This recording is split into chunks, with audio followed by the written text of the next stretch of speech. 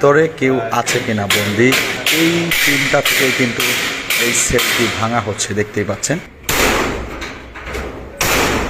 যে মুহূর্তে ডিবি কার্যালয়ের যে একটি গোপন সেল রয়েছে, সেই গোপন সেলটি চেক করতে কেউ আছে কিনা সেনাবাহিনীর টিম এবার যাত্রা করেছে। এটি সেই ডিবি কার্যালয়, এখানে একটি গোপন সেল আছে, সেটি কিন্তু চেক করতে আসলে আসা, যে কেউ আটকা আছেন কিনা ভিতরে, সেটি কিন্তু খোঁজার জন্য আমাদের সেনাবাহিনীর টিম রয়েছেন। আমাকে মাদ্রাসা থেকে রাত্রের অন্ধকারে ধরে নিয়ে আসছে ডিবি 14 সালে। ধরে নিয়ে আসার পরে 31 দিন এখানে রাখার পরে উলঙ্গ করে তারপর পিটাইছে এখানে, তারপরে আমাকে মামলা দিছে। কত বছর ছিলেন? 2 বছর ছিলাম, 25 মাস।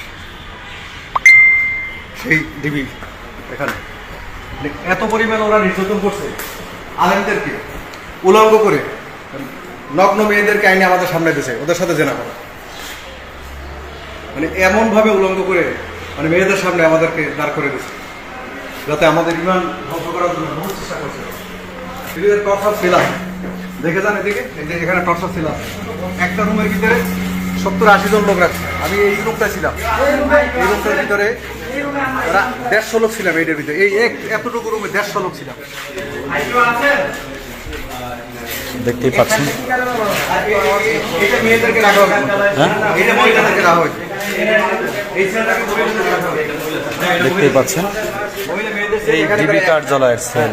প্রায় 150 মেয়েদেরকে রাখা হতো আলেমদেরকে সামনে দাঁড় করার জন্য, উলঙ্গ করে মেয়েদেরকে, বিশ্রী গন্ধ। এটি হচ্ছে ডিবি কার্যালয়ের সেল, দেখতে পাচ্ছেন। উলঙ্গ করে তারপরে ওরা এমন ভাবে শাস্তি দিত যে এই জমিনে আমরা যেন আল্লাহর কথা না বলি, কোরআনের কথা না বলি, কালিমার কথা না বলি, এটাই আমাদের অফার। কি অফার জানি না,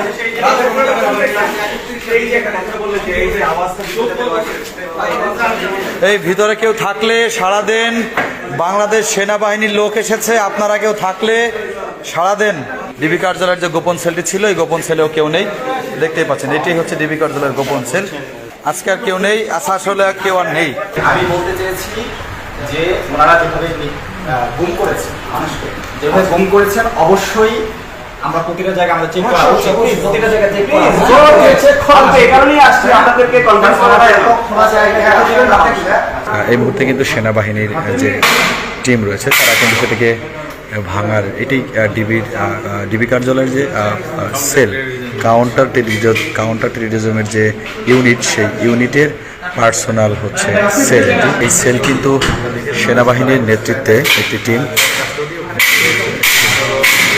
কিভাবে আসলে রাখা হতো দেখতেই পাচ্ছেন। ভিতরে কেউ আছে কিনা বন্দি, যদি কেউ থেকে থাকে সেক্ষেত্রে কিন্তু তারা না খেয়ে মারা যাবে, এই চিন্তা থেকে কিন্তু এই সেলটি ভাঙা হচ্ছে, দেখতেই পাচ্ছেন। কর্নেল রেজওয়ান, তার নেতৃত্বেই কিন্তু আসলে ডিবি কার্যালয়টি খোঁজা হচ্ছে, যে ডিবি কার্যালয়ে কেউ এখনও আটকাচ্ছে কিনা, কাউকে রাখতে পেরেছে কিনা, সেটি কিন্তু দেখার জন্য এই ডিবি কার্যালয়ে রয়েছেন এখন, আপনারা দেখতেই পাচ্ছেন। এই মুহূর্তে কিন্তু আমরা সেই কার্যালয়ের ভিতরে যে সেলটি থাকা হয়, যেটাকে আসলে গোপন সেল বা টর্চার সেল বলা হয় কাউন্টার টেররিজমের, ভেতরে আসলে আমরা, হ্যাঁ, আমরা কিন্তু এখন সেইটি ভেঙে, হ্যাঁ, ভেতরে ঢুকছে। অবশ্যই আমরা দেশবাসীর যারা আসলে যাদের যে টর্চার সেল, যেটিকে আসলে দেখেন কি একটি জায়গা, কি জায়গা ডিবি কার্যালয়ের এই কাউন্টার টেররিজম,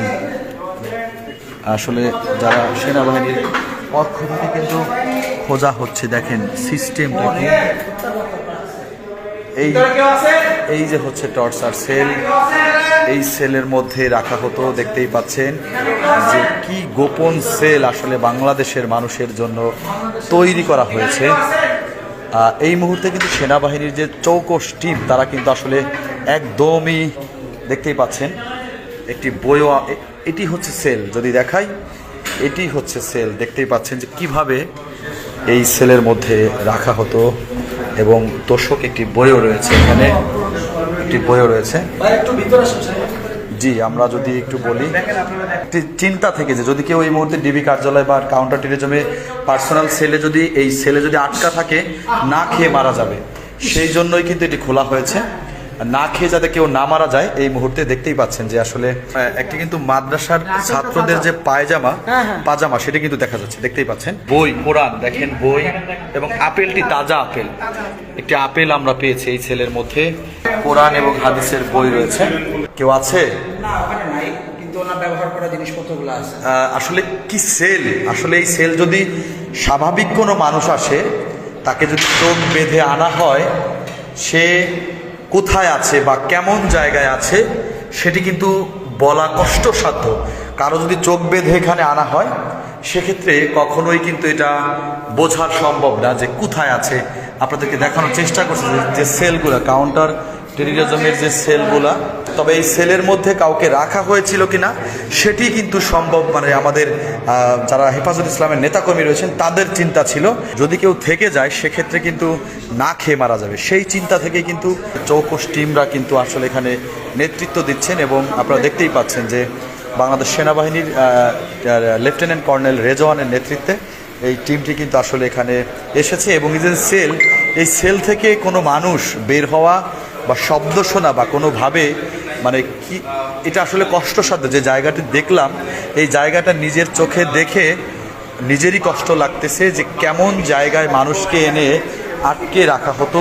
দেখতেই পাচ্ছেন এই যে এটি হচ্ছে ডিবি কার্যালয়ের সেল। এটি শুধুমাত্র এটি বাংলাদেশ সেনাবাহিনীকে দিয়েই সম্ভব। তালা ভেঙে কিন্তু দেখানোর চেষ্টা করছে এবং আমাদের গণমাধ্যম কর্মীদের সুযোগ করে দিয়েছে যে যাতে আমরা নিজ চোখে দেখে যাই যে এখানে কেউ আছে কিনা। এখানে কিন্তু সিসি ক্যামেরাও রয়েছে, উপরের দিকে সিসি ক্যামেরাও রয়েছে এবং এখানে কিন্তু একটি মাদ্রাসার একজন ছাত্ররও কিন্তু যে কি বলে এটাকে পায়জামা বলে আসলে পরনের পোশাক, সেটিও কিন্তু দেখা যাচ্ছে। তবে যে আশঙ্কা করা হয়েছিল ভিতরে কেউ আছে কিনা সেটি কিন্তু আমরা দেখতে পাইনি। আপনাদেরকে আমরা একটু আরও সপ্তম তলায় নিয়ে যাচ্ছি, যেখানে সপ্তম তলা না, এটা অষ্টম তলা, এখানে নিয়ে যাচ্ছি। এখানে সেনাবাহিনীর টিম আছে, আমাদের সাথে আসুন এবং আপনাদেরকে আমরা এখানে কেউ আছে কিনা সেটি শুধু দেখানোর বিষয়, আর কোনো বিষয় নেই। ছাদে কোনো রুম আছে কিনা, কাউকে রাখা হয়েছে কিনা সে বিষয়টির জন্যই কিন্তু আসলে দেখানো হচ্ছে। যে যদিও একজন ভাই আমাদেরকে বলছে যে 7 তারিখে এদের নেতৃত্বে সবাইকে নিয়ে যাওয়া হয়েছে ডিবি কার্যালয় থেকে, যদিও এটি আসলে এরা নাকি নিয়ে গিয়েছে, এমনটাই বলছেন আমাদের ডিবি কার্যালয়ের এক ভাই, যে 5 তারিখে যেদিন আমাদের সরকার পদত্যাগ করে সেদিন ডিবি কার্যালয়ে যারা বন্দী ছিল তাদের সবাইকেই নাকি নিয়ে গিয়েছে ভাই বলছেন। আর যদিও আজকে তাদের সন্দেহ ছিল যে গোপন কোনো ছেলে কেউ আটকা আছে কিনা সেটি শুধুমাত্র দেখার জন্য, কনফিউশন, যদি কেউ ভিতরে থেকে থাকে আসলে না খেয়ে মারা যাবে, এটাই হচ্ছে বিষয়। আসামি হোক আর যেই হোক, আসলে ভিতরে থাকলে না খেয়ে মারা যাবে, যার জন্য কিন্তু আসলে এই কাজটি করা হচ্ছে। এবং আপনারা দেখতেই পাচ্ছেন যে আমাদের বাংলাদেশ সেনাবাহিনীর যে টিম, তারা কিন্তু ডিবির যে একটি সন্দেহের তালিকা ছিল সেটি কিন্তু একদমই এখন শেষ হয়ে যাবে, যে ভিতর আর কেউ আছে কিনা। ইতিমধ্যে ছাদের যে গেট সেটি কিন্তু তালা ভেঙে খোলা হলো এই মুহূর্তে। যেটি সন্দেহ করা হয়েছিল যে ছাদে কোনো রুম আছে কিনা সেটি কিন্তু আর নেই। এখানে একটি রুম উপরে লক করা, নাকি অন্য বিল্ডিং ছিল, ডিবির কথা বলছে আপনাকে। এটা আসলে এটাই লিফটের, দেখি ওটা। আচ্ছা, এটা লিফটের, কেউ নেই একদমই। কিন্তু দেখতেই পাচ্ছেন আসলে যে সংকট বোধটি করা হয়েছিল সেটির ডিবি কার্যালয়ের তালা কিন্তু একমাত্রই সেটি কিন্তু সেনাবাহিনীকে দিয়েই সম্ভব। এখানে কিন্তু অন্য কোনো প্রশাসনিক টিম এই কাজটি কখনোই করতো না। যদি এই মুহূর্তে দেশ কিন্তু দেশের, আপনারা জানেন যে সরকারের পদত্যাগের পর দেশের দায়িত্ব রয়েছেন সেনাবাহিনী, বাংলাদেশ সেনাবাহিনী, যাদের প্রতি মানুষের আস্থা বা ভরসা, বাংলাদেশের মানুষের কিন্তু সর্বশেষ আস্থা এবং ভরসা হচ্ছে সেনাবাহিনী। আমরা একদমই কাউন্টার টেরিজমের ছাদ থেকে আপনাদের দেখানোর চেষ্টা করছি যে দেখতেই পাচ্ছেন তাদের যে একটি চিন্তা ভয় ছিল যে ভিতরে কেউ আটকা আছেন কিনা, কেউ আটকা থাকলে না খেয়ে মারা যাবে, সেই জন্যই কিন্তু আসলে এই জায়গা এসে সেনাবাহিনীর নেতৃত্বে কিন্তু একদমই পঙ্খরে একদমই চিরুনি অভিযান করা হয়েছে, কোনো মানুষ আছে কিনা, কেউ ভিতরে বন্দী আছে কিনা। এটি দেখার জন্য, কিন্তু তবে কাউকে কিন্তু পাওয়া যায়নি।